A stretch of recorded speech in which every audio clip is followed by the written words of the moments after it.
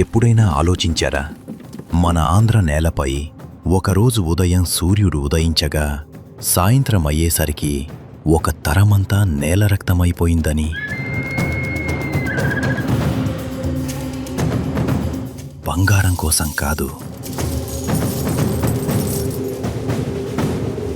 విదేశీ దాడి వలన కాదు,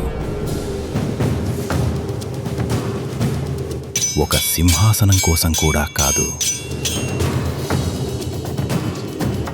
గౌరవం కోసం, అహంకారం కోసం.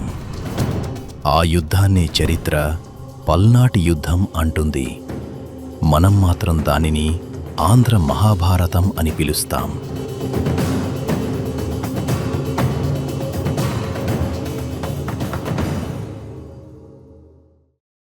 పన్నెండవ శతాబ్దం. ఈరోజు గుంటూరు జిల్లాగా ఉన్న పల్నాడు ప్రాంతం. అక్కడ రాజ్యభారం చేపట్టింది నలగామరాజు. అయితే అదే వంశంలో మరో శక్తి ఎదుగుతోంది, మలిదేవరాజు. 2 రాజులు కాదు, 2 ఆలోచనలు. నలగామరాజు పక్కన తెలివైన రాజకీయవేత్త నాగమ్మ. మలిదేవరాజు వెంటే యోధుడు, సంస్కర్త బ్రహ్మనాయుడు. ఇక్కడే కథ మలుపు తిరిగింది. బ్రహ్మనాయుడు ఒక విప్లవం ప్రారంభించాడు. చాపకుడు. అన్ని వర్గాల వారు ఒకే వరుసలో కూర్చొని భోజనం చేయాలి అన్న ఆలోచన. ఆ కాలంలో అది సంస్కరణ కాదు, అది సవాల్. సామాజిక గోడల్ని కూల్చే ప్రయత్నం. అది కొందరికి ధర్మంగా కనిపించింది, కొందరికి ప్రమాదంగా అనిపించింది. అంతే, సభ 2 ముక్కలైంది. మిత్రులు శత్రువులయ్యారు. పల్నాడు నిశ్శబ్దంగా యుద్ధం వైపు నడిచింది. వివాదానికి ఒక కారణం కావాలి. అది వచ్చింది కోడిపందెం రూపంలో. సాధారణ ఆటలా కనిపించింది, కానీ అది రాజకీయ వ్యూహం. నియమం స్పష్టం: ఎవరు ఓడితే వారు రాజ్యాన్ని విడిచి వెళ్ళిపోవాలి. పందెం మొదలైంది. ప్రజల అందరి కళ్ళు ఒక్కసారిగా ఆ మైదానంపైనే. ఒక కోడి గెలిచింది, ఒక కోడి ఓడింది. కానీ నిజానికి ఒక రాజ్యం ఓడింది.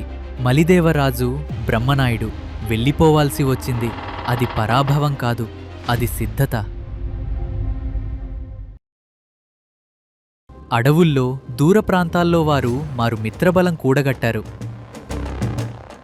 వారిని నమ్మిన యోధులు, సైనికులు సమానత్వం కోసం ప్రాణాలివ్వటానికి సిద్ధమైనవారు. సంవత్సరాలు గడిచాయి. వాళ్ళు తిరిగి వచ్చారు, చర్చ కోసం కాదు, యుద్ధం కోసం.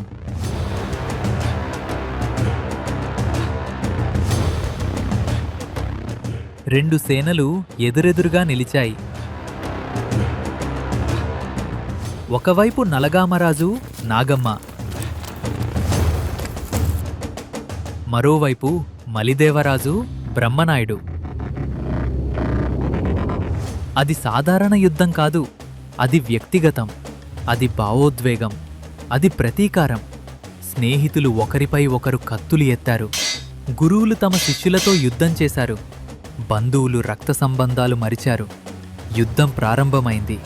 కత్తుల డంక, గుర్రాల పరుగులు, అరుపులు. మధ్యాహ్నమయ్యేసరికి కరెంపూడి నేల ఎర్రగా మారిందని కథలు చెబుతాయి. మలిదేవరాజు యుద్ధభూమిలో కూలిపోయాడు. ఒక్కొక్కరుగా పల్నాటి వీరులు నేలచూపు చూశారు. సాయంత్రమయ్యేసరికి ఒక తరం ముగిసింది. నలగామరాజు గెలిచాడు అంటారు, కానీ గెలుపు అంటే ఏమిటి? ఖాళీ రాజ్యమా? విధవరాల రోదనలా? శ్మశానంలా మారిన పల్లెలా?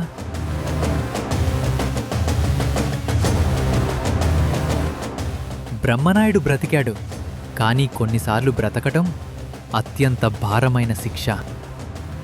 మహాభారతంలానే ఒక కుటుంబ విభేదం, ఒక రాజకీయ వ్యూహం, ఒక సంస్కర్త, ఒక ఆట, ఒక వినాశనం.